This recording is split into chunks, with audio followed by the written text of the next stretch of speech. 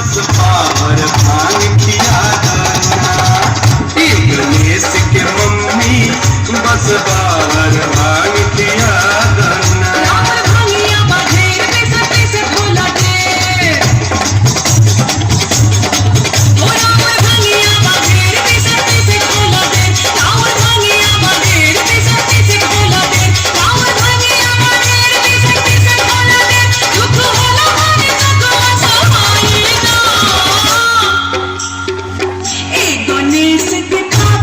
बोला ना क्या बात है, जोरदार ताली।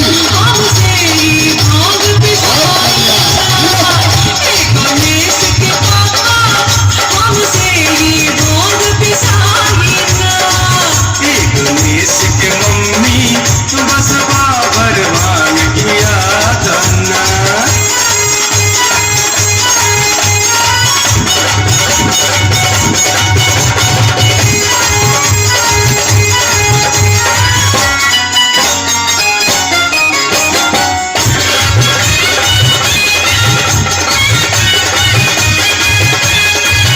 नहीं खाए में खोआ मलाई मिसरी, नहीं चितवा से भंगिया के स्वाद बिसरी।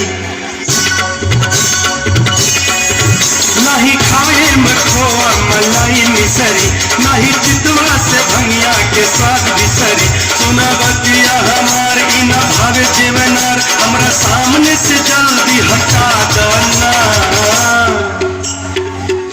गणेश के मम्मी गणेश के मम्मी बस पावर भांग खिया दाना। गणेश के पापा हमसे भांग पिसा